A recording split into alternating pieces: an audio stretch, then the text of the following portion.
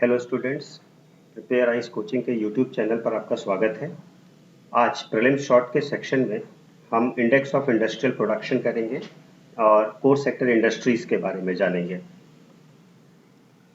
जो आईआईपी है वो आईआईपी वास्तव में शॉर्ट टर्म में ये मेजर करता है कि इंडस्ट्रियल प्रोडक्ट्स में जो प्रोडक्शन का लेवल है वो उसमें ग्रोथ हो रही है और कितनी ग्रोथ हो रही है उसको नापने के लिए ये आईआईपी का डेटा जारी किया जाता है।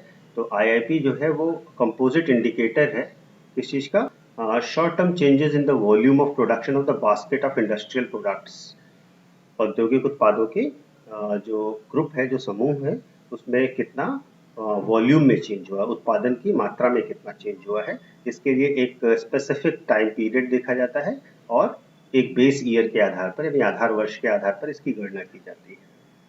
इसकी जो डेटा पब्लिश किया जाता है वो नेशनल स्टैटिस्टिकल ऑफिस यानी एनएसओ द्वारा किया जाता है, जो कि ministry of statistics and programme implementation के अंतर्गत आती है।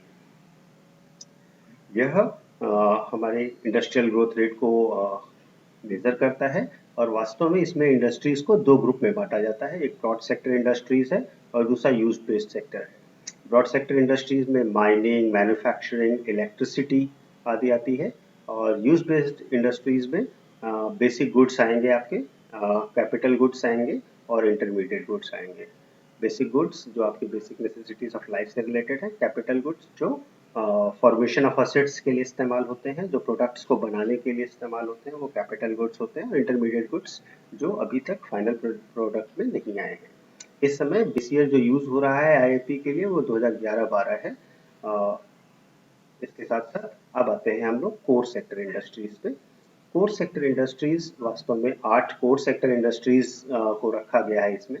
और ये 8 कोर सेक्टर इंडस्ट्रीज जो है वो ऑर्डर वाइज यानी कि उनकी वेटेज के ऑर्डर वाइज रिफाइनरी है, इलेक्ट्रिसिटी है, स्टील है, कोल है, क्रूड ऑयल है, नेचुरल गैस है, सीमेंट है और फर्टिलाइजर है। ये ऑर्डर में है। इसका जो डेटा पब्लिश किया जाता है वो office of economic adviser, department of promotion of industry and internal trade के द्वारा जारी किया जाता है इसका डेटा। जो कोर सेक्टर इंडस्ट्रीज है उनको कोर सेक्टर कहा क्यों जा रहा है, क्योंकि जो कोर सेक्टर इंडस्ट्रीज जो 8 ये इंडस्ट्रीज है वो वास्तव में पूरे आईआईपी डेटा का लगभग 40.27% वेट रखती है, यानी कि इतना भाग इन्हीं का होता है। तो आधे के करीब करीब भाग इन्हीं का होता है और ये बाकी इंडस्ट्रीज को भी इफेक्ट करती है। इसलिए इनको कोर सेक्टर इंडस्ट्रीज कहा जाता है, क्योंकि ये केवल और केवल अपना जो सेगमेंट है यानी कि जो 40% का एरिया आपको बताया वो तो कवर कर ही रही है। इसके साथ साथ इनका इम्पैक्ट जो है वो जनरल इकोनॉमिक एक्टिविटीज के साथ साथ इंडस्ट्रियल एक्टिविटीज पर भी उतना ही ज्यादा होता है। इसी वजह से इनको हम कोर सेक्टर इंडस्ट्रीज कह रहे हैं। इसको जो कैलकुलेट करने का तरीका है वो लास्पियरेस फॉर्मूला है, जो अर्थमेटिक मीन के लिए, वेटेज अर्थमेटिक मीन्स के लिए निकाला जाता है। तो ये ध्यान रखिएगा कि लास्पियरेस फॉर्मूला के बेस पर कोर सेक्टर इंडस्ट्रीज के वेट कैलकुलेट किया जाता है। अब अगर हम इंडस्ट्रीज के वेट को देखें तो टॉप पर आपका पेट्रोलियम एंड रिफाइनरी प्रोडक्ट है जो लगभग 28% के आसपास वेटेज रखता है।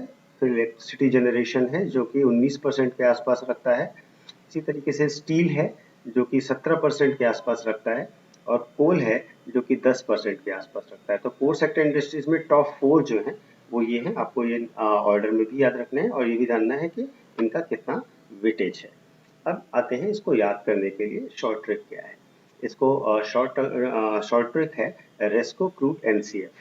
अगर हम इस शॉर्ट ट्रिक को देखें तो रेस्को crude NCF, R for R for refinery product, E for electricity, S for steel, CO से कोल हो जाएगा आपका।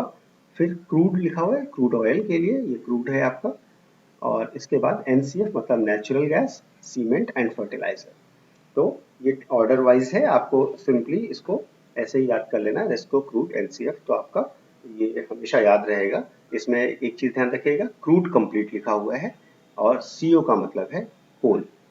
ठीक है, रिफाइनरी, इलेक्ट्रिसिटी, स्टील, फिर कोल, क्रूड, नेचुरल गैस और सीमेंट, फिर फर्टिलाइजर। ये है आपका शॉर्ट ट्रिक 8 कोर इंडस्ट्रीज का। बहुत बार पूछा जाता है तो इसलिए आप इसको अच्छे से मेमोराइज कर लीजिएगा। इसके साथ हम लोग नेक्स्ट सेशन में मिलेंगे। धन्यवाद।